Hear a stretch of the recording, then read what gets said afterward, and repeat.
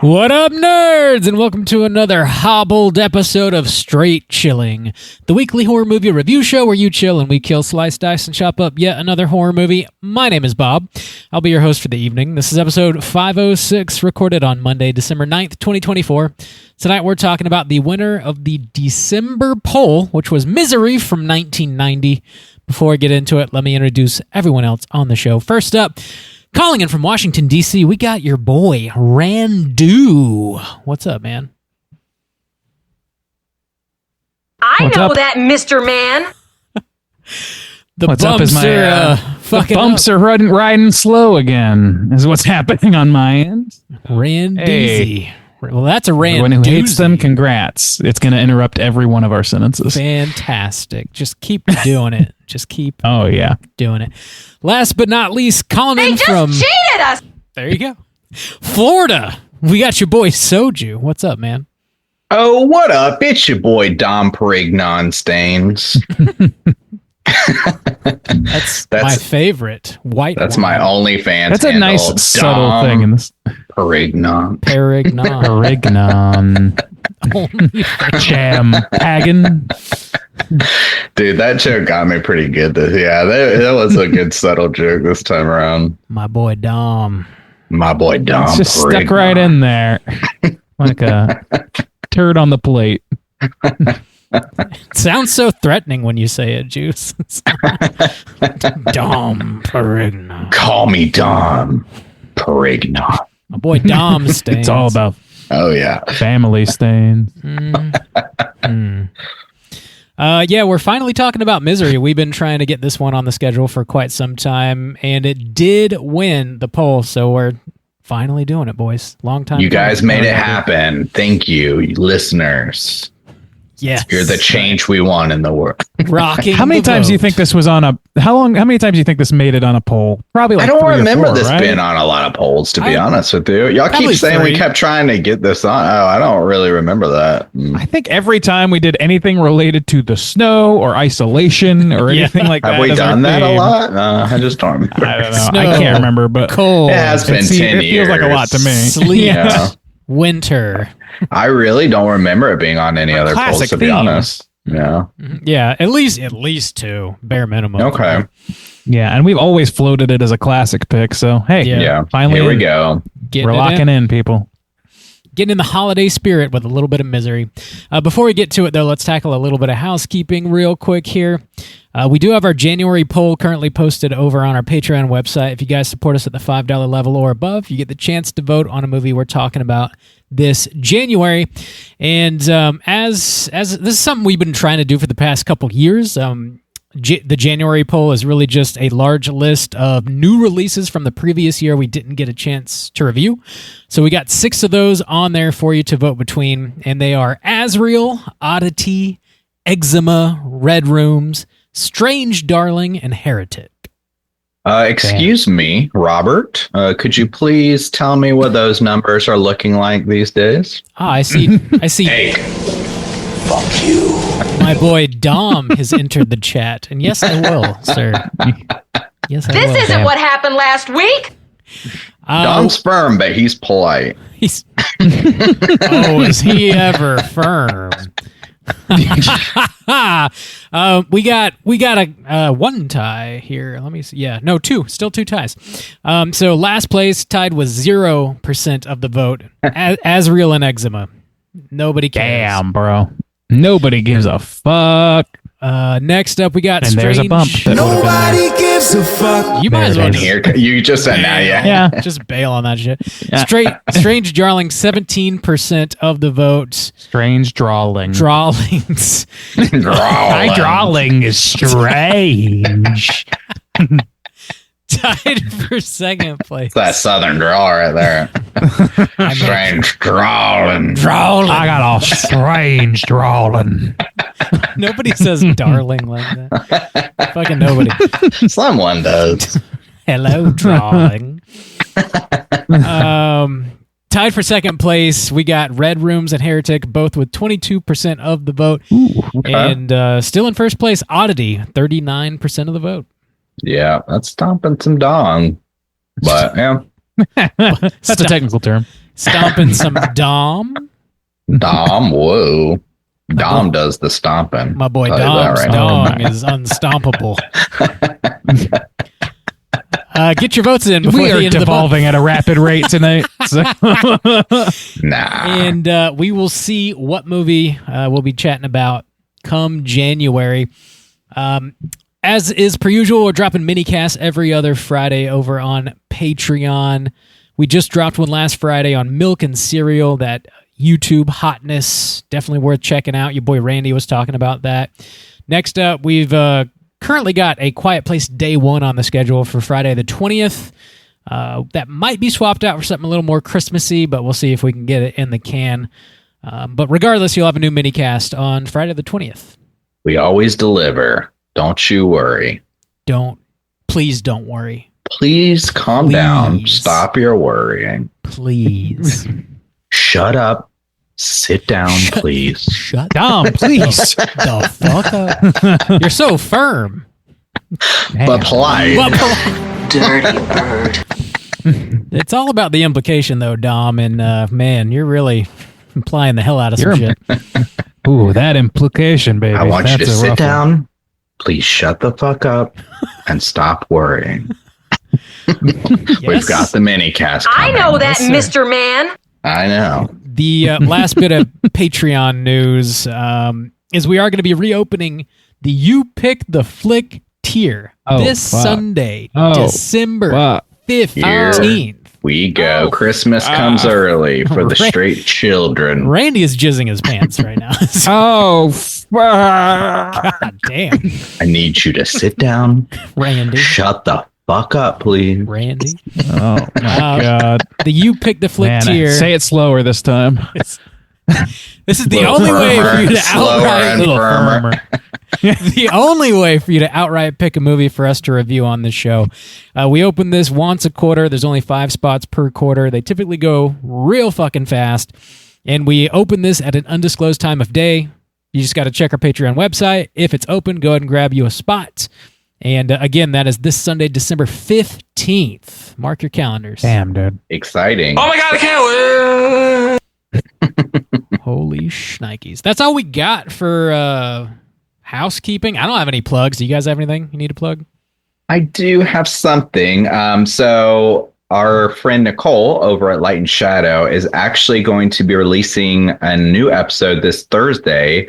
And it's actually going to be the discussion that we've had previously, Christmas themed, on A Christmas Carol. We did that a couple years ago on Creature Comforts, which is up on our YouTube now.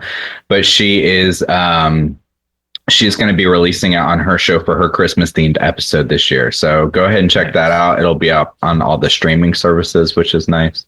Give Nicole a listen and hear us talk about, we go through the book, but a lot of like the different iterations, our favorite ones, and some of the differences to the book and stuff like that. So it's a really good, fun Christmassy discussion. So check that out. Sick. Nice. Also, for the Christmas season, I held on to this very special occasion, boys. I'm back in the States, back in Florida. We got a classic episode. It's the Christmas season. So here's a toast to you, boys. The first taste of nog of the season. I saved it for you. Yeah. I saved it for you, boys. So bottoms up. Here we go. Drink loudly. Damn. Oh, yeah. Oh, it's so Slurp creamy. it. It's If everywhere. You don't slurp the nog. It's all over your chin. What are you even doing? Oh, yeah. Don is not a slurper. That swallow was about 1,000 calories, I think. Yes, that's correct. Dom will fuck that off very quickly. I need the calories for later. It's fuck fuel. That's what they call eggnog. That and peanuts, nothing more. Ooh. God, gotta load up on some nog before a wild night of lovemaking. Makes it real agile. You want as much dairy as possible in your system. Yes. Oh my God. Oh, You want a gut full of Queasy. dairy is what you need. I am queasy. Sugary moment. dairy. keep you nice and virile. Please don't start. Oh, boys. I think our house is clean. Is it? Is it clean? Let's find out when I find this button. Here we go. This house is clean. All right, boys, let's get into the main event. We are talking about Misery, and we're kicking it off with the back of the box. What's on the back of the box? Bob, I saw you had this box. What kind of box is that? This is a Blu-ray box from Scream Factory. Cool. There you Whoa. Robert, turn that box around. Let me see the back of that box. Oh, Do it that. now. Look at that. Thank you. Look at all them words. That box has a fine ass. Yeah. Damn. She thick. Yeah, Whoa. this is easy to find on Blu-ray. It's also on 4K. It's streaming. It's everywhere. You can definitely check it out, and you probably should before we get into it. But Misery from 1990, rated R, with a runtime of 1 hour and 47 minutes, directed by Rob Reiner. This is based on Stephen King's novel. The screenplay was written by William Goldman, stars James Caan, Kathy Bates, Richard Farnsworth. Plot synopsis brought to you by IMDb is as follows. After a famous author is rescued from a car crash by a fan of his novels, he comes to realize that the care he is receiving is only the beginning of a nightmare of captivity and abuse.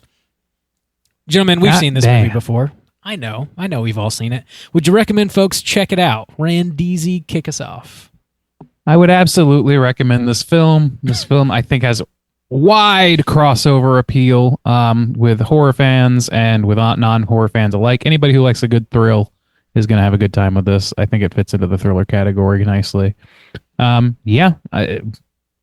We'll talk in depth about all the reasons why, but it's definitely worth your time.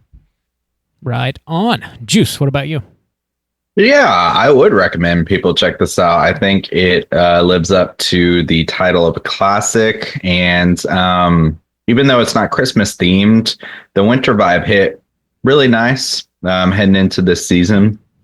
And listeners, you should go home, put on something comfortable, okay, and watch this film. Enjoy it. Enjoy yourself. Slightly revealing, not too revealing. Yeah. And be sure and call and tell me what you're wearing in detail. I want you to text me about how much you're enjoying yourself, what you're wearing. Sit down in front of a roaring fire on a bearskin rug. Shut the fuck up. Lounge seductively, but not too seductively. Get yourself... Pay attention. Do not look at your phone. Watch this film. Give it your full Except attention. to text me nudes. I mean... The implication. Get yourself a gallon of eggnog. Finish the whole thing. I'm not sure this is the climate we want to be introducing the sex pest angle to your character, but yeah. Well, I also recommend this movie. Oh, Bob, yes. Tell us what you think about this film. Yeah, this is... Bob, I forgot you were here. It's a classic. Oh, hey, Bob. It's a classic. It's a banger. Yeah, you absolutely got to watch it. It's a must-watch. Highly recommend. Across the board. Don't listen to us flap our shit about it either. Go watch it. Then come back and listen to us flap our shit. Also listen to Listen it. Well, to if you us. hadn't seen it, I don't know. It's not big spoilers, I guess. It's an It's an I think it's old worth movie. waiting on. whatever We're going to the spoil a fuck couple you things. want to do. That's not true. There you Do whatever I say. Right on. We recommend... That's not true. That's not true. We It's an interesting recommend- way of phrasing that. That's not true. You won't do anything you want to do. You'll do what I tell you to do. Holy... Dom Holy Perignon speaks. My boy Dom Perignon. We are going to spoil this movie. And here comes your warning. Here it comes.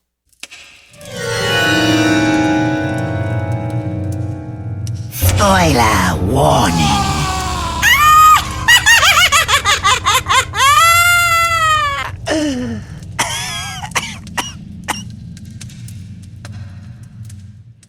Robert, I want you to regale me with your plot synopsis. You got it, sir. You got it. You may start now. Thank you. All right. Yes. Famous author Paul Sheldon is known for writing romance novels about a character named Misery Chastain. He's recently completed a manuscript where Misery dies in an attempt to focus on more serious writing. While traveling from Colorado to his home in New York City, He gets caught in a blizzard and wrecks his car.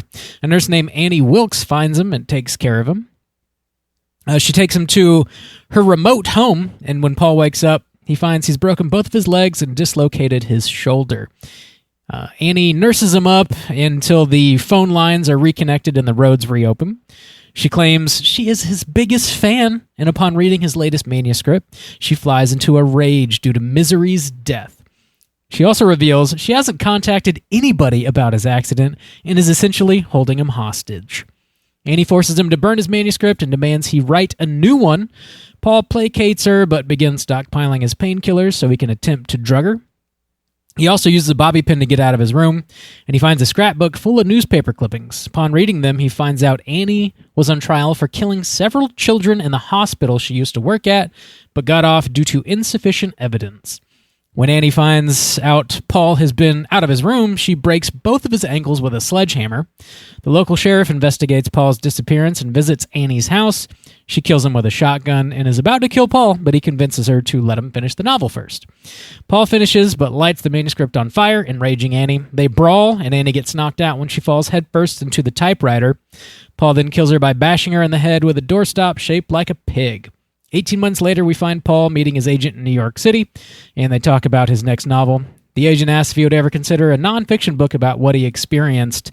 Paul declines, but admits he does think about Annie from time to time as he hallucinates the waitress is Annie, who then claims to be his number one fan. Paul smiles and says, "That's very sweet of her." Roll them credits. Right. Nice and tight. I like it. Kept it. It's You're a really, welcome. like, I guess we've gone through a few tough to truncate stories recently, or movies, because that was much tighter than many of the movies that we talked through. It's a straightforward story, really. I mean, there's not small too cast. Part of its much strength. happening. Yeah, simple but powerful. Yeah. Right. They just let the actors act, let the writing be good. The dialogue. Kathy Bates absolutely kills it. I was I've seen this several times, but it had been a while, and so I threw it on, and I was kind of I'm so familiar with it that I was kind of doing a couple other things, nothing like intensive, like kind of like moving some photos off my phone, like on my other computer while I was on and stuff like that. But it just like kept commanding my attention. I kept finding myself just like stopping any other task and just be like, nope, I'm just like really just gonna watch this, because it's great performances. Well, and I also knew there's not like a lot of it is dialogue, so it's easy to listen to, but I really just kind of wanted to see some of the performances, and several times it kind of just like fully like pulled my attention in. And Kathy Bates, she does a great job, and there's just a lot of great underlying commentary here on like fandom, but also just like abusive relationships and stuff like that. And it was a really great watch this time around. It's probably been at least maybe 10 years since I've watched it. I haven't watched it recently. Oh, really? I watched this not that long ago. Like, it must have been like the 8th time or some shit. And it hits the same pretty much every time. Like there's only a few things about it that are like, oh yeah, I forgot about this. Like one of them is that Rob Reiner directed it. I somehow always forget that. Like, that dude's got a lot under his belt, and it just seems like we don't really talk about him that much. I guess we're in a horror circle, so that makes sense. But like, just generally, I don't hear people talking about Rob Reiner's work as much anymore. He hasn't done a whole lot on the level of this, but like recently, but he did like When Harry Met Sally, fucking A Few Good Men, Stand By Me, like Spinal Tap, of course. Like, these are incredibly well-liked movies, and Misery fits nicely among them. I think it's man's got a pretty prolific history in the director's chair. Yeah, this is one of those movies that I never get tired of watching, and it is because you're watching two amazing actors, working essentially at the top of their craft. Kathy Bates is a fucking powerhouse in this movie. Yeah. And then James Caan is playing a more reserved, nuanced kind of role as he sort of navigates his precarious situation. But he does so in such a just masterful way. You can like watch the gears in his head turning while he's like slowly realizing that he's kind of fucked and there's not much he can do about it. but I still think it's written so well that like he makes all the best decisions. Like he never really fucks up too badly. He makes really smart choices throughout the runtime of the movie in a way that I think a lot of lesser than writers would probably go for the low hanging fruit and have these people doing really stupid, obvious things. Yeah, it's just very well written and very well acted. And there are definitely layers like beneath the surface here. One of them I never considered, and I only like found out through doing research on trivia and stuff, is that when Stephen King was writing this, Annie Wilkes was an allegory for his drug addiction, which is not something I ever considered watching this. That's interesting. Sort of drugs being, I guess, isolating him from other people and more metaphorically hobbling him when he would try to quit, which is, it just adds like another layer of depth to this already very thought-provoking movie. So, yeah, I thought that was wild. I never considered that either. Yeah, I don't think of this like, I don't know why, but like this movie just doesn't strike many like allegorical chords to me. Like I just don't think of it in those terms, which is weird because that's always what I'm looking for in movies. Like I don't know, for some reason this just like works so well as a straightforward like almost campfire tale that I kind of it's almost negligible like to the enjoyment of the film. But if you find something like great, dust that shit off, we can talk about it. Like you mentioned like the idea of obsessed fans, or like you said fandom. I was like, man, this movie existed before that was even a term. And God knows that fucking that the world of fandom has gotten more and more obviously very complex and fraught with people with mental crises of all kinds, and Annie is kind of a prototype in some ways. It actually, it hit me really hard this time around. There was a couple scenes that really kind of sparked that feeling for me. And it was the one where she, I think she just finishes reading the first chapter he's rewritten. I think this is where it like really kind of hit me, where she's kind of like swooning. This feeling is like filling her up of like, who's she gonna marry, or whatever, and she's getting this kind of high that she gets from reading these novels, and it's filling her up with like romantic feelings, and she's putting herself in the place of like misery and things like that, and she's filling it out. But then the rage that fills her that also comes from that as well. It really made me think. I know we've talked about this a couple times, but like the kind of K-pop idea of, like loving someone from a distance, like you're in a relationship with them, and then the idea of like other people can't have relationships because it shatters that illusion, and it like fills people with rage. People like have to hide that idea that they're in relationships, or like people become enraged about it. It's just that moment when she was swooning, I was like, yeah, she's like getting that high, this imaginary high. She's like living out this fantasy in her mind, but it's giving her real emotions, but they're such extreme emotions that like it also, like when it comes crashing down, she's just filled with this like bitter rage. And it really kind of like made me think of that this time around. That's true. Like the parasocial relationship has been explored in recent years with like YouTubers and things like that. But like that was back in a time where you couldn't like, you weren't having conversations with people. You would see them on Merv Griffin or whatever. You would read their books and you would think that you know them. And so like you have somehow even less insider information to what this person's like than we do now. And we see how that works out all the time. So like, I don't know, the idea that she's like, she's like obsessed with the characters or whatever, but she's actually like able to talk to the guy. So like whatever she was feeling, I feel like is doubled or tripled even, emotionally speaking. Like she's going way off the even. But I also think that there's some like manic depression in her. Like I think that's pretty heavily implied, that's kind of part of the cocktail of whatever's going on with her. So like having the guy there, and like she's only in that town to stalk him while he writes and shit. Like, or does her family own that farm? I was a little unclear on that. I don't think we know, really. because I think the sheriff says that's the Wilkes farm, and I don't know why I assumed that. Maybe he just meant her, but I assumed he meant that was like a family farm or whatever. But she knows that he's at the hotel anyway, and she's like looking through the window while he's writing and shit. So like she's already crossing as many boundaries as she can, and then she gets in this situation where she just has ultimate power over this dude. And yeah, I don't know. It's such a terrifying idea to be held captive by somebody who simultaneously loves you and also will absolutely hold you captive and murder you if you do step out of line. And in fact, even if you don't step out of line, she intends to kill him in the end anyway, so she can take over his life, essentially.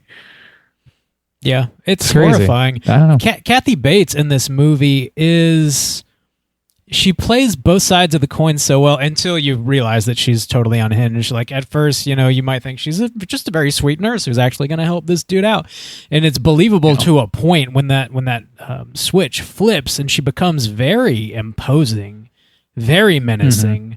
There's so many moments in this movie where you're just like so scared for this dude's life, like when he won't light his manuscript on fire and she just casually starts throwing lighter fluid onto his bed and just like is gonna burn him alive, but she's smiling the whole time. And there's so many moments. She doesn't outright threaten him. She doesn't give him an ultimatum. She just just does the only time time she like really outwardly speaks about hurting him is when she's talking about like about to shoot him, basically. There's that. Dude, when she pulls that, and then there's is incredible. Yeah, that moment is that incredible. depression moment. Yeah, but also, oh shit, what was I gonna say? Well, I guess she also talked about him at the hobbling scene, explaining to him exactly what she's doing and why, and it's like sociopathic. It's fucking crazy.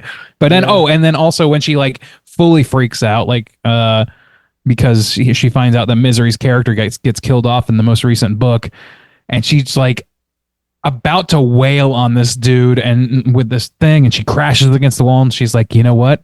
Nobody's gonna come help you. I didn't call anybody. And so you better act right or whatever she said. Mr. Man. Mr. Man. She has this amazing freak out moment, and it cracks me up.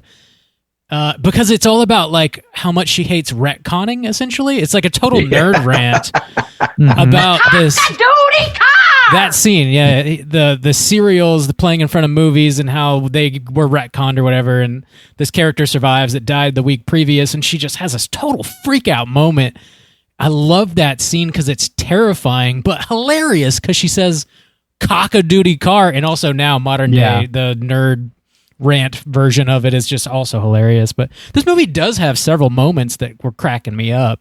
It's like, dude, the fucking sheriff and his wife are like pretty heartwarming. I always forget about hilarious and horny, just real and horny. like they want to fuck to dust. They just want to keep it going forever. Don't we all? Yeah, I mean, they're living the dream. Who can argue? But yeah, I do want to go back and talk about James Caan some more, though, because like it's really easy to just fixate on how great Kathy Bates is in this. But you said it earlier about like the way that he reacts to these moments is always like hyper subdued because he doesn't know how to react. It feels like a reflection of how I'm feeling watching her. Like he does such a good job. I really think this might be his best performance of all time. Like I think out of everything I've seen him in, he's been good in things. He's been like kind of like miscast a few times. Like he's a very specific voice where he's very mild mannered until he's not. Like he's threatening but also quiet, somewhat threatening or whatever. Can be jovial, kind of like shit talky or whatever. And for like playing against the big ass Annie Wilkes it's such a good balancing act for him. Like he makes such a good insert character for yourself because she's so big and he is so managed, if that makes sense. Yeah. It's a great balance between the two characters. It's like he's playing, chess and she's playing checkers, or however you want to phrase it. But I love the dichotomy between the two. It's fantastic. There's not a lot of practical effects in this, but there's a couple moments that really, really stick out in my head when when they first reveal his broken legs and he's laying in the bed, Yeah, man. they look Oh, man. horrific. Like They look crypt keepery. cringeworthy. It's fucked. Like So swollen and purple and just like fucked up, knobbly, man. Horrible looking. And then again, substance shit. the scene, the hobbling scene where we actually see one of his ankles snap. Fantastic. Oh my God. It's just If I remember right, they did that by like just having like a prosthetic leg that was filled with like jelly or something, and it just sort of like like a plastic bag filled with Vaseline or something. it kind of just folds over and it looks very like it snaps so easily. It's just a brutal fucking scene, and deservedly like the thing that everybody takes away from this movie, like it or not. Which I don't think there's a lot of not, but They're a little. Yeah, man. They hold back. They only show one foot or one ankle breaking. The other one they do off screen. But the sort of cherry on top of that scene for me is the camera like pans in as close to Kathy Bates' face as possible after she's done it, and she just says, "Oh God, I love you." It's like, God, it's terrifying. I call bullshit on that. Well, that's the good element too, that I think they dive into the abusive like relationship aspect of, and it's very interesting because it's like a gender reversal of what you would typically expect. And I think that makes it kind of more potent in that way, because we often talk about, in a lot of films, you get, I don't know. It seems to, and maybe for us as men watching it, like when a man is raped, because that's not typically what's shown, and it feels even more forbidden in that way or whatever.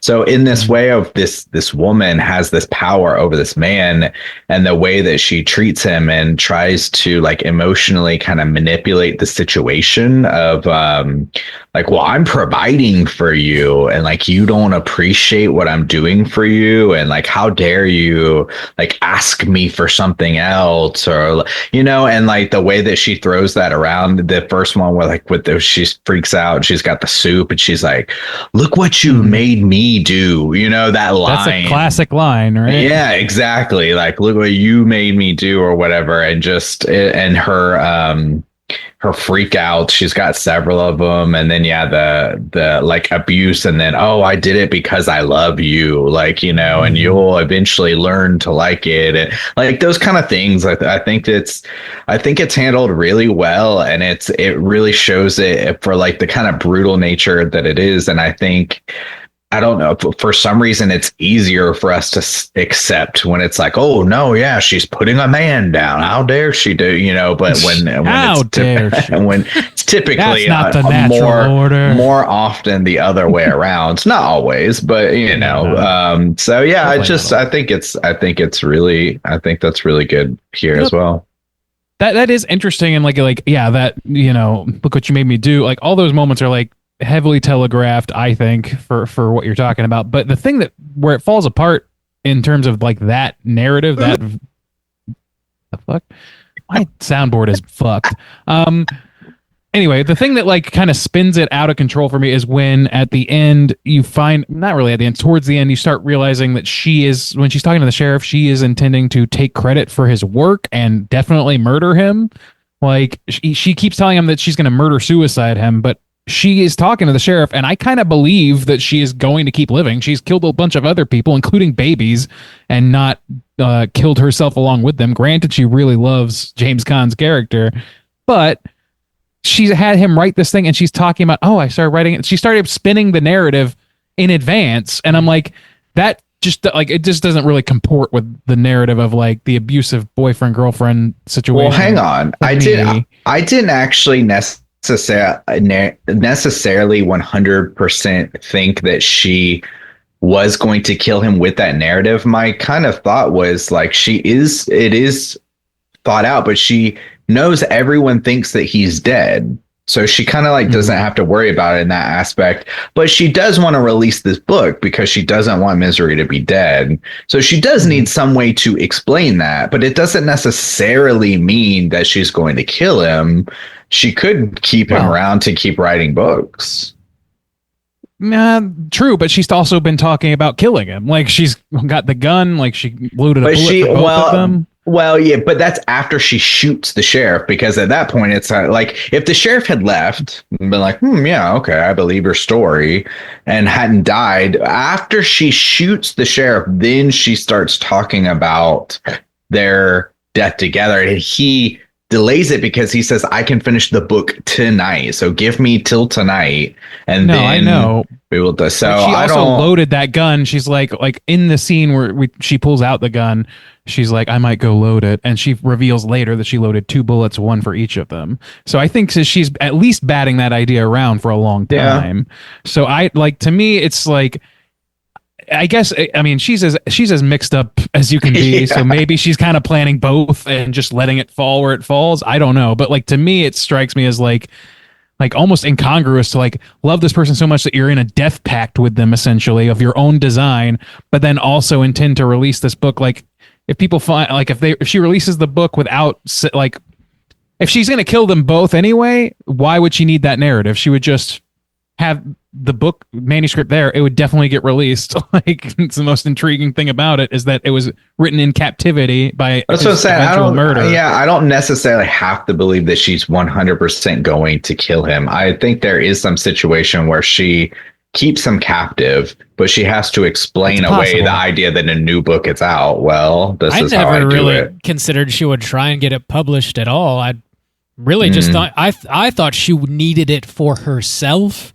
Didn't really give a fuck about anybody else reading it. It's really just until she starts spouting those things about I started writing like him. It's like, why would you? Why would you? I guess maybe she's just making that up on the spot to explain why that shit's all the there. But he's not looking at that stuff. She could just say, "I've started writing" or whatever. Yeah. She doesn't know that he knows that she's buying a bunch of paper. Yeah, I mean, he has to see the studio. Well, but she brings up that she may set up a writer studio and then invites him to go see it. Yeah. I mean, maybe it's to alleviate suspicion and it's like, okay, I'll show you my whole house and he's not here.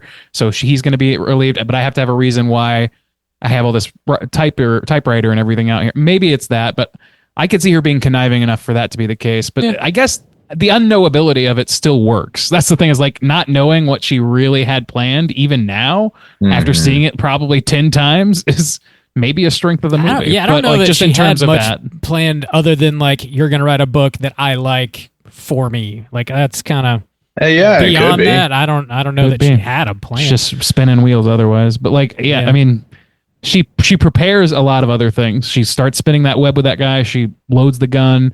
She has a lot of fingers in a lot of pies. You know what I mean? She's figuring out a lot of different areas. Okay. I knew that phrasing was a mistake. Yeah, but I don't know. It kind of works. We're just normal men. We're just alpha men. But yeah, also to her personality, it's great because even before there's so many different aspects of it. Even before she is abusive and she freaks out, she plays it well, of that aspect of you are okay before she starts abusing him and is a complete fucking psycho. She's taking care of him. She's still a fucking weirdo, but you're still somebody saved me. They literally put me back together. They're feeding me. They're shaving me. But then she brings in that pig and she's doing the snorting and stuff like that. And you're like, okay, goddamn, I'm stuck with this. Yeah, even if she wasn't. At worst, at least a weirdo. At least somebody who's just not there. She's got this weird style. She's hyper religious. She is just a little off. And she's got a pig and she's snorting like the pig, and she obviously spends a lot of time alone, and she's just a huge goober, and she's got this ridiculous decorating and fashion style, and she's just a weirdo. This is the worst case scenario what about Bob situation. Yeah. So I like all these kind of different nuances of even when he's trying, he doesn't know she's so bad yet, but it's still unpleasant. It's still this person. Yeah, I think I can't remember. I have not read the book, but just looking at trivia and stuff, I can't remember if she was like planning on feeding him to the pig or something at one point in the book. I think there was something about. Oh, really? That would make sense. There are a lot of implications with the pig. Yeah, there's definitely a lot of changes. I know another big one. The hobbling scene was not in the book. She cut his feet clean off. Oh no. So I don't know. Like the hobbling is so kind of specific and feels very like, I don't know, very like frontier justicey instead of like cutting off limbs, which just seems like could happen. I don't know. For some reason, that seems more bog standard, I guess, in a movie. Yeah. And I like the story that she kind of like gave behind it because it creates this really disturbing images of like enslaving these people like to work in this situation, you know, which is like what she's doing. So yeah, it does make it very specific to this film. That like block of wood too. Oh man, that scene is just so iconic for a reason. It's so fucked up. Mm-hmm. Yeah. It's so classic. The final brawl between the two of them is absolutely fantastic. So kind of funny though. Like when he launches out of that wheelchair, I legit like laughed. I was like, I kind of forgot about that. He just like rolls at her full speed, and then also too the like feeding her the burnt pages. That's my favorite. Dude, that's that just so cathartic. It's like you suck. Eat it. Hate it. I love that. It's like, thank you, man. This is like all those quiet looks can finally be released in this moment. It's great. Hot embers going in her mouth. It's just like, God, it's so brutal. And he gouged her eyes out beforehand, and then like her cracking her skull open on the typewriter, and then eventually like, actually being murdered by getting bashed on the head by the pig. It's just like the whole fight scene. I think is like. Just I don't know, super. It went above and beyond what I had anticipated the first time I saw the movie. Like I didn't expect an explosion quite like that. I think probably because Kathy Bates is a female, and like you just don't. I guess you're not used to seeing like a dude go full force on a woman like that. Kind of giving it all he's got, and it's just man. At least not in a non-superhero action movie context. You know, like something that's like this brutally unforgiving. Like. Yeah, I don't know. Yeah. It's it leaves a mark for sure. What a film. Yeah. I think we touched on most of the things I had written down. Being held hostage by like your fandom, you know, we kind of mentioned that. I don't know. Any other major? He's trying to leave the fan. Isn't that interesting though too? Like he's trying to leave the misery business. That's all he wants. Yeah. And his number one fan rejects his new novel for being unnoble, and demands at threat of his life that he write a new misery novel. So like that is potent for fandoms. That is. Man, the IP train carries on because of fans like that. Well, I mean, I know that struck like a strong chord with all of us. I mean, as three hosts of a highly successful podcast, I mean, we really get a lot. I was hobbled 3 times last year. You know, we really feel this pressure. You know, these people they contact us and they stalk us and they threaten us if we ever. Justin, if you're having them text you what they're wearing, it is not them stalking you. I want you to understand that. And we agree on that. But no, one scene that we didn't kind of touch on that would really to kind of go to all the acting and stuff when he does like have to burn the manuscript. Like, man, I felt that. And there's and they don't have to go too over the top with it, but just like the feeling, like you said, we have these scenes where he's having these casual discussions with his agent or whatever about his desire to do that. And he's, you know, as a creator, even he's still uncertain about it. And he's like, oh, why don't you read it? And he's being very polite about it. And then she doesn't like it, but it's for these like weird reasons because of her strange personality. And he's able to kind of like recognize that. But even it's just a creator branching out into something else, somebody rejecting that, but then just to destroy it. Yeah, that's something you've worked so hard on, and it's like this like next chapter in your life, And it's just like even more, I feel like you feel that even more than, and you have two moments of it. Then when he looks at his legs, like when he looks at his legs, he's like, oh my, but I feel the emotional weight more when he's forced to burn the book, because it just, as a creator, oh man, it just feels That's what he's dedicated his life to, and it is the first time that he's clearly felt creative in a long time. Like, I agree with you. Like, that is a very brutal thing to force somebody to do. I don't know. It's just incredibly. I want you to burn all your blues, okay? Yeah. I'm helping. No, my life's work. I created all of these. Trust me, I'm helping you, Bob. You're gonna feel so much better once they're on fire. Cock-a-doodie blues. No, That'd be a big fire, boys. The big blue 5, Art 12. Might burn down half the city of Jacksonville. It's out of control. He's got blues lining the walls of City Hall. Boys, should we rate this? Yeah, Yes. sure. Let's do it. Out of 5. Juice, why don't you kick us off? How do you feel?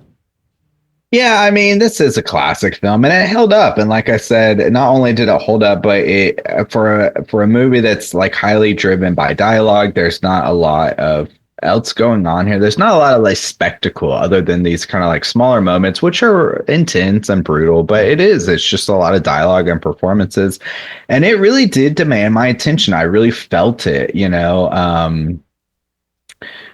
it's still easy to kind of do something else too, because it is, like I said, you can kind of like listen along with it, especially if you're familiar with the story. But I just found myself really enjoying like watching the performances. And it felt really rewarding to watch it again, and it held up. And yeah, I mean, there's a couple moments that I thought like, this could be nitpicky if you wanted to get into it, of like, how he gets out of the room with the pig and just, like I said, launching out of the wheelchair and stuff like that. But it's nothing major. And if anything, sometimes it just like kind of gave me a laugh. But it's exciting where it needs to be exciting. You have a little bit of extra emotional weight, which I guess another nitpick is like maybe not paid off 100%, where the older guy dies. Like you never see his wife again. And like, that's really sad. They don't really necessarily sit with that. But I kind of forgot that they were in this, and they're very enjoyable to kind of watch. And their banter feels like really great too. Even just that his performance or like his little lines when the agent first calls and he's like, I'm going to run this through our system. And he just like puts a Post-it note on his little wall. It's just a very charming. It was a very pleasant, rewarding watch. But I think it always is. I've never had a bad watch of this. I'm going to give it a 5-star. It's a classic, great performances. I think it brings us, we've had a lot of Stephen King adaptations and they're not always good. This one, so true. This one just brings this one to life really well, and the performances are great, and just really enjoyable. Bob, out of 5. What you gonna rate Misery? This has got to be one of the best Stephen King adaptations out there. Top 3, top 5. I love this movie. I just never get tired of watching it. Every time winter rolls around, like I want to throw on The Shining, The Lodge, The Thing. Never The Lodge for sure. And it is horrifying. It's the first I'm hearing of this. Yeah, I know. Let me tell you how much I hate The Lodge. I know you've not heard me rant about it 8 or 9 times before. What is The Lodge? It's not Misery. Is it a new film? Oh, God. New hotness coming up. God. We're going to cover it next week. This let's cover it every week. I would quit. This movie is incredible. Kathy Bates, I think, is like one of the most talented living actors. She's just incredible. I think she recently announced she was planning on retiring, which is a bummer. But she's been doing this for decades. She retired. She's earned it. This movie is horrifying, but it's also really hilarious. They have these moments that just kill me so hard. Annie Wilkes gives this monologue about how her husband left her and she just threw herself into her work, which we then later find out means she was killing children. It's very tragic, the whole story. But then she goes on about how people just don't respect the sanctity of marriage anymore as she takes the jug of piss from James Caan and she's slinging the piss around while she's saying it's just the comedy is so baked into this story as well. Slinging this jug of piss around, just killing me. We've all been there, hey boy. Her just crushing Cheetos and soda, laying in her bed. That is not my idea of a hot Friday night. Does anyone want to switch seats? Oh man. The cockadoodie line, just the way she delivers a lot of her role is very, very funny, but it's so fucking horrifying as well. James Caan, we've been over it. He does a great job. I don't know what I would want to change or remove or add to this movie, really. The sheriff and the deputy are hilarious, and they're very, very quaint and down home, and you feel their relationship, and you only see them together very briefly throughout the movie, but it just feels so well developed.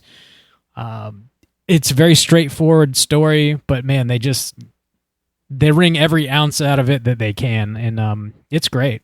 I really love this movie. I don't think I have anything else to add. Don't ever put Spam in your meatloaf. That sounds fucked up, man. Really gives it zip. That was little moments of how weird she is. I love it. Just I gotta spend time. Like I said, even if she wasn't a fucking psycho, it's I gotta spend time with this person. She's a little bit of a rube either way. Yeah.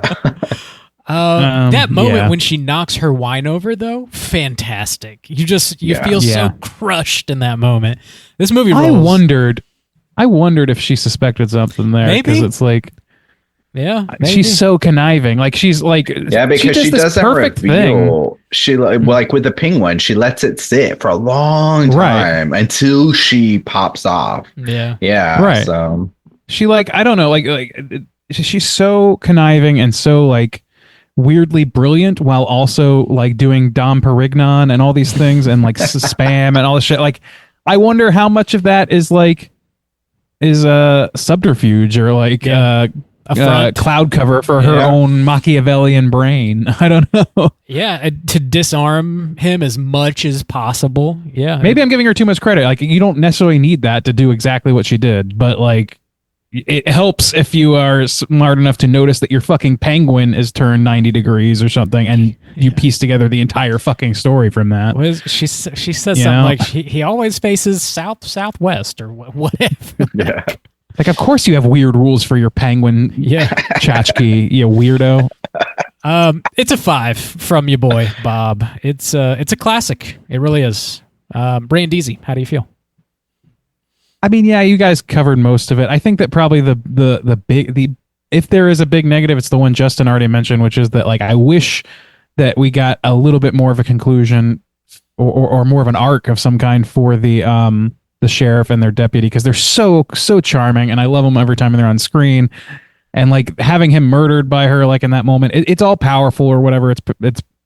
But it feels like that character needed to weigh into the story just a little bit more to justify his presence. He's kind of got that Dick Halloran energy from The Shining, where he kind of just shows up just to be big Dick Halloran energy going on here, guys. And I don't know. That's my only complaint is I wish that there was even a moment of closure for those characters, but that's such a small thing, and the movie absolutely does not suffer from that loss. So yeah, I'm just going to echo pretty much everything else you guys said. This movie is very, very easy to watch. It goes down smooth. It's got enough depth to where we can talk about it at length. And it's got enough of a brilliant surface portrayal of a basic story to be accessible to anybody. So it really is kind of I don't know. It's kind of unimpeachable in its wide appeal, I think. So I'm giving it a 5 as well. It's the short version. Oh, boys. I don't even need a calculator tonight. Whoa. Maybe you should run the numbers, Bob. We Lucky know how me. you get with numbers. Crunch it one more time. Let me just to just- make I'll run this through our system real quick here, and we'll see what comes out. All right. That's going to be a 5-star movie from the boys here at Straight Chilling. Across the board. Not a bad way to. We're still in the early 500s. Yeah. It's nice It to know joins that we Black still got Christmas some and classics, The Exorcist and Nosferatu and The Thing. Like, join some pretty heavy hitters. Yeah. Hell yeah. The Lodge, I think, was up there. The Lodge. Oh yeah. Every time we've watched it, we've all given it a 5. God. I don't think anyone could have any problems with that film. What could you? What could you possibly? Pretty complain about? airtight. You whores. 5 Don't stars. you back talk Dom Perignon. Please don't start. My boy Dom is a real He'll have to slut. get firm on you, Bob. You're being a little brat over there. Oh my god. I don't like the section of Jesus. Pornhub we're into right now. Let's. I thought it was Brat Summer, not Brat Winter, Bob. Oh, Bob's landing the plane right now. I just landed the plane. All right, 5 stars from us. Let's go and jump into our Rotten Tomatoes segment. Let's do it. Certified fresh to death. This is the Rotten Tomatoes segment, in which I'm going to have these gentlemen guess within the best of their abilities what the aggregate positive score is for Misery on RottenTomatoes.com, starting, as we always do, with the Tomatometer, otherwise known as the critic score. There are 75 critic scores on here, so not a whole ton. Sub 100. I guess it's a little bit of an older movie coming out in 90. All right, I'll start with Bob this week. Bob, out of those 75 reviews, what percentage would you wager are positive reviews? I think this is going to be up there for sure. Probably in the 90s. I think it's going to be pretty high. That's wiggity whack. I'll take a 92%. 90 deuce. Okay. Soju, were you feeling the same area? Yeah, we have rare opportunities to go this high. So given that, I'm going to take the 96. 96. All right. So the inverse. Oh, yeah. My favorite sexual butt position. to back of head. Yes. Yep. Dom Perignon doesn't fuck around with 69. Don't look He's at a me. 96 boy. Sit on the back of my head so hard. Oh man. I don't want to look you in the eyes. You disgust me. Hot tub Christianity.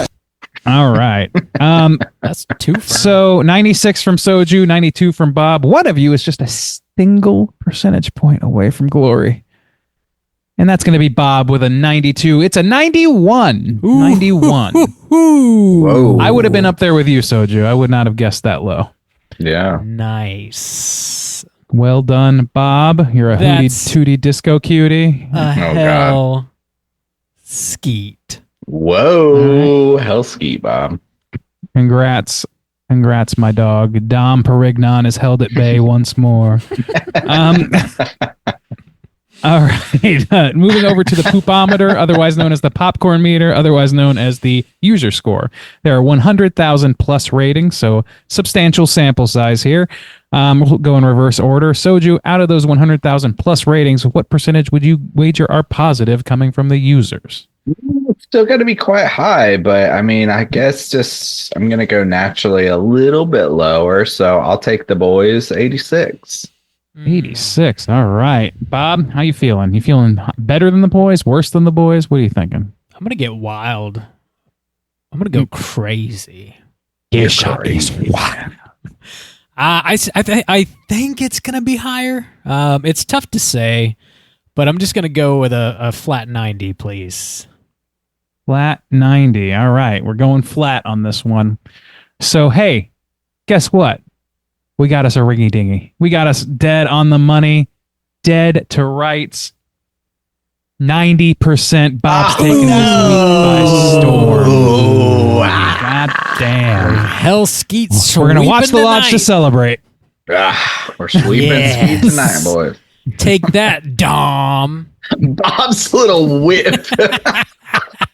Bob's whipping it over there.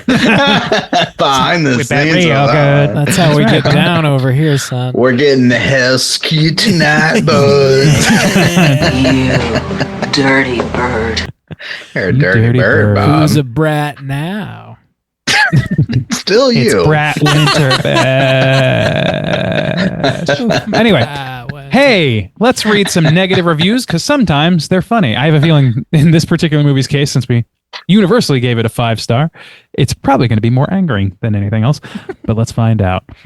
Unfortunately, what could have been a seamless psychological thriller is interrupted by violence that's as gratuitous as it is sadistic. What? This comes direct from the Christian Science Monitor, so that might explain a whole lot of what you just heard. Yeah. If they had How made dare her you make Christian, this psychological thriller violent? no Christian would ever act this way. That's just unrealistic. I want to hear his review of Carrie. It's Anyway, hysterical laughter. yes. All right. Here's another negative review to round things out. This all would have been perfect for a half-hour TV show or one of those anthology horror films. Even as it is, even the resourceful Reiner and Goldman are hard put to keep things going until the inevitable final clash. Nope. Wrong. Don't agree. Nope. That's an There's really erroneous not. claim. There's not even a moment I would cut from this film. There's not like a scene No. I thought like this could do without that. Not really. I don't know, man. If you're sitting here watching this movie and you're like, I'm bored, then I don't know what to tell you, man. Go fucking play in the dirt. I don't know. Do something eat else. it. Play in the Eat the dirt. Have you guys? loser. Did you guys ever watch season 2 of Castle Rock? I've not seen any season. of but I heard, no. Lizzie Kaplan took up the role. Annie Wilkes' role. Yeah, Annie Wilkes. it's like So the first season of Castle Rock, I couldn't finish. It's like an amalgam of a lot of Stephen King's stories kind of rolled into one. I didn't really like it. Season 2 is largely about a younger Annie Wilkes, played by Lizzie Kaplan, and she absolutely crushes the role. The season is a little more like streamlined. It's like largely just one story. There's definitely some more stuff happening, but she crushes it, and it's totally worth watching. I thought she did a great job. I thought you said you didn't finish it. Season Or 1 did you I did not just finish. Oh, okay. Season That's 2 I interesting. definitely did. So they're not dependent on each other at all. Not really. I mean, they take place in the town of Castle Rock, but it's like season 1 was a million stories. Season 2 was like maybe 2 stories. Interesting. Okay. Well, I love Lizzie Kaplan. I would watch her in anything. She's fucking great. Yeah, she really channels Kathy Bates in a way that it blew me away. I was very, very surprised. Good shit. One day I'll have to check that one out. Check it out. Was that it for Rotten Maters? Yeah, that's it. If you got what do you got, Bob? We got some trivia. Let's do it. It's totally time for trivia. All right, boys. So the part of Paul Sheldon was originally offered to a lot of folks. They were William Hurt, then Kevin Kline, Michael Douglas, Harrison Ford, Dustin Hoffman, Robert De Niro, Al Pacino, Richard Dreyfuss, Gene Hackman, Robert Redford. They all turned it down. Damn. Everybody. There's a couple of those that might have been okay.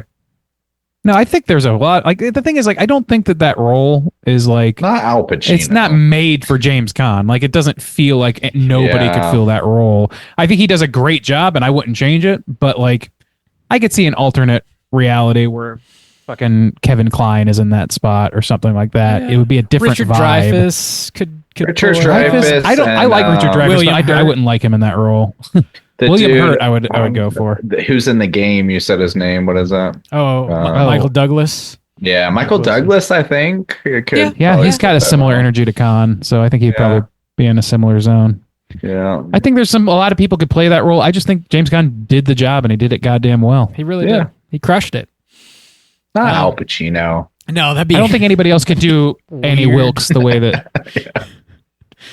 I think if they had cast anybody else besides Kathy Bates as Annie Wilkes, though, it would have suffered. I think this is like such a defining role for her. Now that you mention that, I agree with you, by the way. But Angelica Houston and Bette Midler were both offered the role of Annie Wilkes. They turned it down.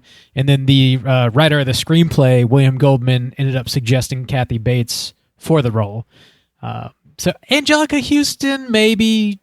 I don't know. Bette Midler, maybe. I don't know. Not to the same level, I don't think. I can't see Angelica Houston being like the manic side of manic depression as easily. And I could see Bette doing it. I just don't think it would be quite as good. I don't know. Yeah. It's just instinctually. I don't know. I'm just so attached to it too. Hard so to I'm just imagine, like, It is. Yeah. Hard to separate it.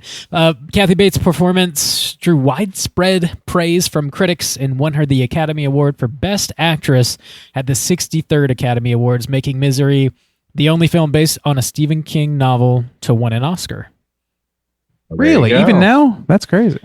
I guess, man. I mean, this is coming from IMDb, so depending on when it was written, that could be out of date. So You're not telling me Pet totally Sematary sure. 2 didn't win an Oscar. Right. That's what you're trying to tell me right now.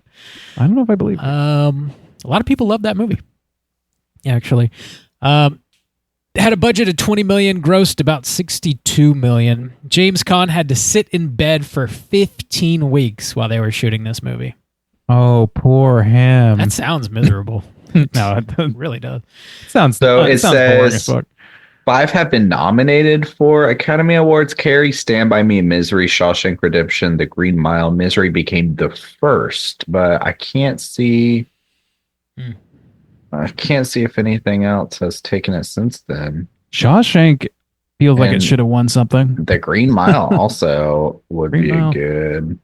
And fucking Maybe not. Reiner though. did Stand By Me as well. So like Yeah. he's got Only one. No, still. Still the only winner. Damn. All That's right. crazy. nuts. a lot of competition. Nice. Hmm. Misery was almost turned into a Broadway play with Julia Roberts playing Annie Wilkes. Your boy Stephen King vetoed the idea. He said Annie, quote, is a brawny woman who can sling a guy around, not a pixie. I call bullshit on that. However, in 2015, a Broadway adaptation was ultimately produced to critical and commercial success, apparently, starring Bruce Willis as Paul Sheldon and Laurie My boy Metcalf Spruce. as Annie Wilkes. Laurie Metcalf? Yeah. Okay. I could see that. Laurie Metcalf is fucking great. I gotta Google Yeah, her face. that's- I can't think of. Yeah, I can't pick her. She's a God, I forget the character's name, but from Oh. Roseanne and shit. Oh, like, dude, yeah, she would kill it. Yeah, the Aunt and Roseanne. she's in Scream 2 and all that shit. Like, She's not like a bigger woman though. No, She's not a no. brawny woman. but she can do manic. Yeah. She, like just her acting skills, I think, would carry it. yeah. Oh, hey, she's a Gemini, born 2 days after me. Look at that. Whoa, hey. All right. Whoa. Hey. Ho. Shouts outs to your girl Laurie Metcalf. All right. All right. The last bit I have here. This is from like one of the bonus features. I don't know. I'm not a psychologist, but Annie apparently displays traits associated with an array of mental illnesses, including bipolar disorder, obsessive compulsive disorder, Munchausen syndrome by proxy, severe personality disorder with paranoid, antisocial and borderline features, and likely some sort of schizophrenia. So there you go. We've all been there, eh, boys? I see it every Dr. day. IMDb trivia has weighed in. I know. Yeah, that's where you want to get diagnosed. IMDb. That is They know what they're talking about. all the trivia. Seen it all. I got All for right. you. Boys, we might have a Cooter. Let's go and talk Cooter of the Week.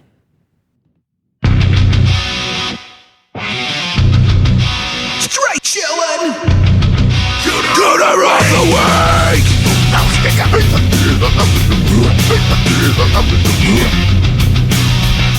Juice, what is a Cooter and why do we hunt them? Oh, Cooter's a character type and a straight chillin' exclusive. Cooter has to hit 3 of these 5 points to be considered a Cooter, but we want the Cooter with the most points. 5 points of cooterdom are sexual deviance, manipulation, smug arrogance, overall looking attire, and overall patheticness. Boys, who's our cooter this week? I think it's that horny deputy, probably. Probably. I'd say Horn dog deputy. Annie's got to hit it. She's got to hit it, right? How many points does she have, though? Manipulation, big time. 1. Does she manipulate, though? Sounds like she, She's sounds a like she's real on the straight level. shooter. Now that you mention it, I kind of get where she's coming from. Yeah, She's actually the hero of the story. When she you think saved about this it. man. His life belongs to her. She claimed it. If you think about it, she goes Finders above keepers. and beyond for this man. If you're just gonna throw your life off of a cliff like that, I mean, it's free for anyone to She take. was maybe just trying to teach him a lesson, maybe to appreciate his life. I wonder if Annie Wilkes had a single child that she gave up for adoption named John Kramer. John Robin Hood Kramer. The hero we all need these days. Most people are so afraid to be alive. Not you. A hero we can all get Not behind. anymore. Mm-hmm. That's manipulation out the ass. Smug arrogance? I don't know, man. She kind of, maybe? Sometimes. Yeah, sometimes. The thing is, like, it Sometimes depends she on puts her herself down. mental state. Yeah. Sometimes Yeah. she is not to be questioned or crossed, that she's the Mm-hmm. ultimate knowledge. Like, even, when she makes him burn the manuscript, she's like, I know what's right for you. This will help you. Like, you know, Did like she say she had a vision or a dream or something? something, yeah. Right. Or God, did at some God point she told- does God say spoke God to her or spoke to something? me. Yeah, she Yeah. does say that. So So I mean, yeah, God yeah, only I'd give it talks to to her. a special few of us, and I don't think he's talking. Oh, yeah. to Annie. Yeah. He mostly just talks to Weird Al Yankovic because, I mean, what a sweetheart, right? Sure. He gets his lyrics from up God. above, the divine. Eat it, that's brilliant, says Weird Al. So manipulation, Okay. smug arrogance. Manipulation, smug Looking attire. arrogance. I mean, What's Whoa. wrong? What's wrong with the look, Expound, Bob? Bob. Yeah, you're gonna have to explain yourself. I don't know. Her know if I can get behind you on this her one. dress. I don't know. I guess she just wears Her a dress, dress. right? And then What? a It's robe. not slutty enough for you, It's Bob? not Is that the showing, problem? showing that bod off. Listen, Annie, show a little TNA. We got men in the audience here. Trying to Randy's get some Rob butts in the Reiner. seat. What are you doing? That's We my Rob Reiner gotta put impression. a slit on the side of that dress. Yeah, show a little tail. You keep people in the seats, Annie. All right. That's a great Rob Reiner impersonation. I You're know. Perfect. so talented. Thank you. So maybe not. Um, Maybe not looking attire. Like an entire patheticness for sure. Yeah. Yep. She murders children, and a lot of them. So Well, I Yeah. for show. Could happen to anyone, Rob. But yeah, I mean, she like puts her down, No, it's- herself down like several times. Yeah, I don't she's know, kind of a pathetic, she's- rube. I mean, she's fucking camped out outside of a writer's fucking hotel and staring good at him through the call. window. Like, Yeah. Admitting you're- that you just watch somebody through their window, that's pretty pathetic. Who among us? Yeah. And that you're following them home or like, yeah. yeah, who among us? But you never reveal it, Rob. Come on. You deny. Tonight. Deny. That's the move. So what? Yeah, that's she 3 hits out of enough. She hits 3 out of 5. She doesn't actually do anything sexually deviant, I guess.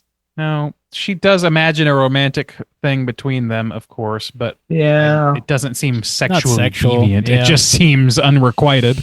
Yeah. Yeah, so 3 out of 5, but still, that's enough. Yeah, Yep, that's enough. she's got to enough lock her else, up. other things going on. Like we got plenty out of Annie. Yeah. Cool. All right. I don't know that there would be anybody else to nominate here. I don't want There's nobody else on the list for slim me. Cast. All right. Well, I think we got them. Cool, boys. Good job, boys. It's been a while since we've been able to properly talk about what we've been watching, so let's go ahead and do it. Hey gang, what you been watching? Randoozy, what you been watching?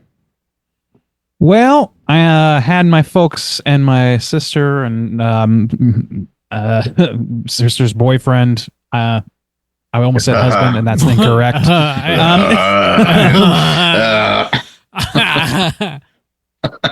Must be nice to be able to speak clearly, you fucks.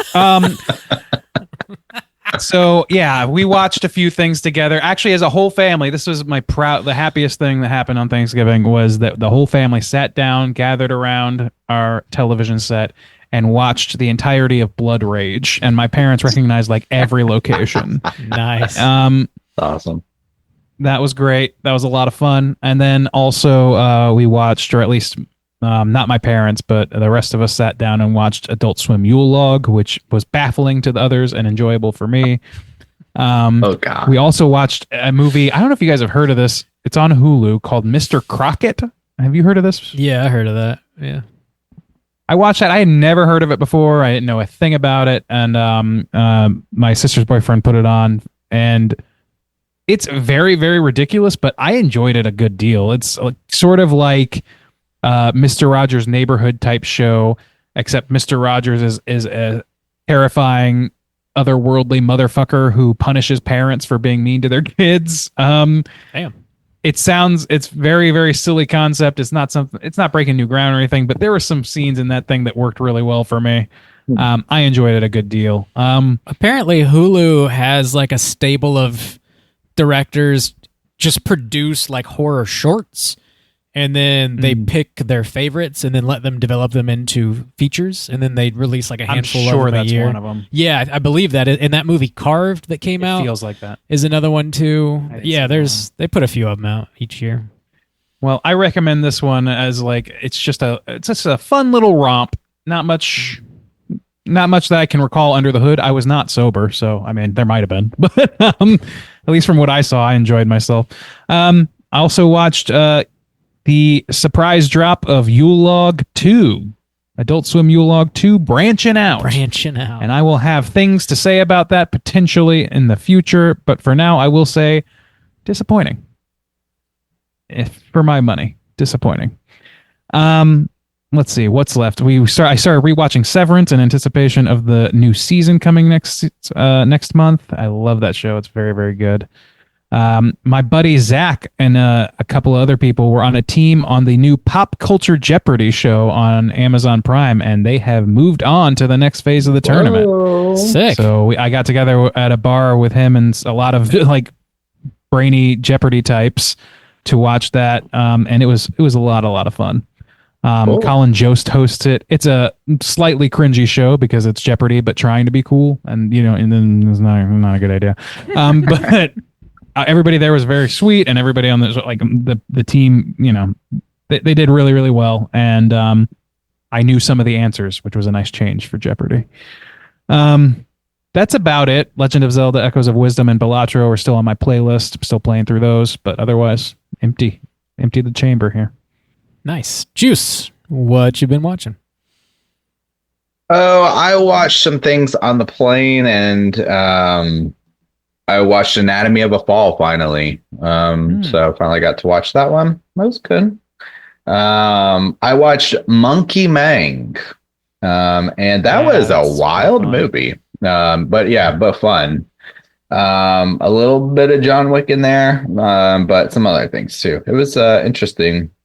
I watched Red Rooms, which was really good. I like that one a lot.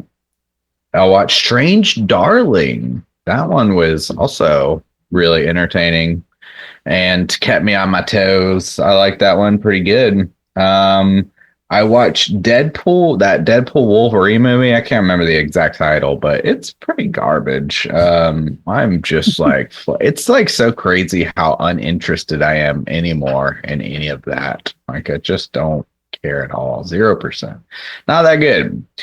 I watched just some Christmas classics so far. They had a pretty good selection on the plane. I watched Rudolph the Red-Nosed Reindeer. Something that's kind of fucked up, to be honest with you. I know it came out a long, long time ago, but yeah, there's some datedness going on there, but overall, got the Christmas vibes. Home Alone Deuce, also some fucked up. I went on a little mini rant in our Slack about the end of Home Alone Deuce, which is so fucked up. It's like, dude, you've got this like penthouse suite and truckloads of free shit, and like you just leave this homeless woman out in the cold on Christmas, like. It's kind of fucked up. That's not how the free market works, Justin. You work for what you get. Just That's saying. what Mr. McAllister did to afford that giant house. Just those saying. filthy hands. So those are the main ones I've been watching. Ray Rob, what have you been watching? Ray Rob. Ray Rob. What's up, Ray Rob? I call you Ray Rob all the time. What up, Ray Rob? What you been watching? Ray Rob. I'm Dom. You're Ray Rob. We know who. We know the stakes it's been here. this way for a long time. A long They time. just cheated us. This isn't what happened last week. Ever since I was a teenager a few years ago. Ray Rob. I'm watching a lot of shit. Actually, I watched this 3-part docu-series on Netflix called This Is Zodiac Speaking. And I typically don't watch these, but I heard some folks say there was like a whole lot of new evidence like revealed, and some of it was pretty definitive, so I threw it on. And there was this family that sort of came together and decided that they wanted to share their story. And I guess the cops knew about this, and if you do any amount of research about the Zodiac, you probably also know about this. I haven't done any research, so it was all new to me, so I found it interesting. What? And yeah, the guy who was like their number one suspect as being the Zodiac killer back in the day, I guess he was a teacher, an elementary school teacher, and sort of ingratiated himself into this family. There was a single mother with 5 kids, I think, and would take the kids out on weekend vacations and stuff like this. And it turns out every place that they went to ended up being the exact location of a Zodiac murder. And there is just all this just a mountain of coincidence where it becomes like almost impossible to be coincidence. There's so much of it. I found it to be very very interesting. So if you're into that, check out. Is he still alive or is he dead? He is dead. He ended up, I guess if you want to watch this consider this spoilers. He ended up being arrested not for the Zodiac killings, but for molesting children actually, and I don't remember how many years in jail, but he did die. But it seems. I don't know. I mean, the investigation's like still ongoing, so it's not like they closed the book on Zodiac, but it seems, I don't know, clear. I guess if all this is true, pretty clear. All right. Well, yeah, I'm sounds like gonna real sign piece off of on shit. that death. Yeah. Real piece of shit. Endorsed. Yeah. Outside of that, I've been watching a lot of Christmas movies, and I've been trying to watch as many new horror releases as I can since we're coming up on the end of the year, and we'll eventually be doing our top 10 list, so I'm getting some stuff in. I did watch Heretic. Pretty solid. I enjoyed it. Maybe not quite as much as some, but worth checking out for sure, I think. I also watched the Speak No Evil remake with James McAvoy, and it was essentially exactly what I thought it would be. Just kind of like a neutered, Americanized version of the original, where McAvoy still kills it because the dude is just very talented, and he plays an intimidating, roided out monster so well. Like that dude. Oh, is he the bad guy? Yeah, he is. Oh, I assumed he was the father for some reason. Nah, yeah, he's the bad dude. Oh, okay. But they sanitized the ending, and I knew they would because They always do. But saw it's all right. It's not as good as the original, but it's all right. I mean, it wasn't like terrible by any means. I also watched a movie called The Man in the White Van, And this is coming out this Friday. It's getting a limited theatrical release, so it may or may not be playing in your town. Not totally sure. We got a screener for this one, and this was based on a true story about a serial killer in the early 70s. The majority of the film takes place in 1975, but it does sort of flash back and forth. And it takes place in this South Florida town. It's a very small town, and there's this young girl in high school who believes she's being followed by a man in a white van, and people just don't believe her. So things go sideways. It actually is a Halloween movie. The climax takes place on Halloween. I'll have to wait till next year then. Yeah. This was written and directed by some local Jacksonville folks too, which was pretty cool. So check it out if it's playing in a theater near you. I'm pretty sure the title though is The Mang and the White Bang. The Vang? Hey kid, you want to ride in my Vang? I got plenty of candy in the back of my Vang. There's a Mang in that Vang over there. In that white Vang? A Mang? I do not like Mang. I do not like them in the Vang. So yeah, check that out. Insane. Grow up, bro. Grow up. Insane in the membrane. I also saw Y2K. This is a new release in theaters. It's a A24 joint. It is exactly what it sounds like. It's what if Y2K was real? Sort of reminded me of Maximum Overdrive, where like computers go nuts and kill folks. Definitely like a thick dose of comedy in this one. It was directed by this dude who was on SNL for years. He actually plays a role in it too. Kyle Mooney. Thank you, Kyle Mooney. Yeah. This movie is like not a flawless victory by any means, but I just had so much fun watching it. I really had a great time. It was cracking me up pretty consistently. So I recommend it. Definitely fun. Lots of fun. I also been watching Christmas movies. We've been revisited The Wolf of Snow Hollow. Which, oh yeah, I like that one. It's very solid. I forgot how much of a bummer it is. It's a sad movie. But it's also kind of comedic. It's got a weird tone. It does have comedy in it for sure. Yeah, it does. It is. It's about this small town called Snow Hollow where these murders start happening, and some people are convinced it's a werewolf, and some people think that's absolutely insane. It's just a serial killer. And it takes place in between Christmas and New Year's, so it's kind of perfect time to throw it on. It's really good. It's a really good movie. I recommend checking it out. A little bleak. Yeah. We threw an Office Christmas Party, which is still funny, still solid. Die Hard, classic, of course. Jingle All the Way. We recorded a commentary for Jingle All the Way, actually. I got to edit it, but that'll be coming out over on Let's Get Physical Media shortly. And I think that's about it. I think that's it for me. There you go. All right. Cool. Seen a lot of shit. Watch a lot. Damn. A lot of shit. We don't have any voicemails this week, but if you guys are listening, would like to call and leave a voicemail for next week, hit us up at 904-638-3231.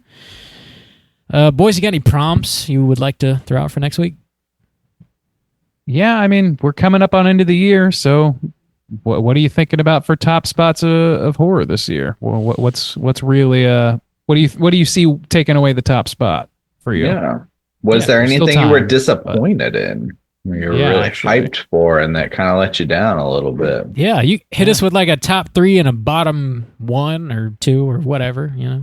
Or just tell us your favorites or your least favorites. Just do whatever you think's best. We got to tell them firmly. Tell us your exactly what. Here's what you need to do. You need to dial. Dom is speaking now. 638-3231. You need to send me $500. It just means more shit I gotta do now. Ain't that the truth? And let the game begin. I need you to go out to your nearest Walmart and buy me $100 in Apple Play gift cards. And I need you to send those by mail If they ask you, just tell them it's for your nephews or Tell something. them it's for your dom. It's for it's for your dong. your My dong's dom? really my tongue's really into. This is for my dom. I don't think you said dong, Randy. I think you said dom. I heard dong, and I'm not changing my mind on My that. dom is addicted to video games. My Mang and the White Vang. He sits on me while he plays them. Jesus Christ. This is out of control. Yeah, what is happening here today? This shit's getting kind of specific, too. Call in with, the Dom lore is thick. favorite horror releases of the year, least favorite horror releases of the year. Hit us up. We're going to be talking about, speaking of new releases, next week, we're going to be back with a brand new show talking about Terrifier 3. Thank God. Yeah, This the is for Christmas John. episode of the season. Got to make it a special one, you know. I love how salty you already. You haven't seen it yet, have you, Juice? Most successful I have film not of the seen it year. yet. All right. I haven't seen Randy, it yet. have you seen Terrifier 3 yet? I have not. You Interesting. know why? Because I haven't had a spare 8 hours on Halloween hand, so. season. It did, which is weird. I wanted to save it. But so you can rent it now. You can stream it very easily. The Blu-ray is coming out in like a week, thank I think. God. But it is getting re-released in theaters the week of Christmas. I think it's like Christmas Eve or I forget, but it's being re-released. If you want to see it, you can. So, all right, Better check buy out my tickets then. I believe you so much. Check out Terrifier 3. Get ready for next week's show. We're on all the social medias. Just search Straight Chilling Podcast and we'll pop right up. If you would like to join in our daily Slack channel conversations, hit us up on social media and I'll send you a link so you can do so. And until next week, as always, all you mother truckers, please keep chilling. I know that, Mr. Man.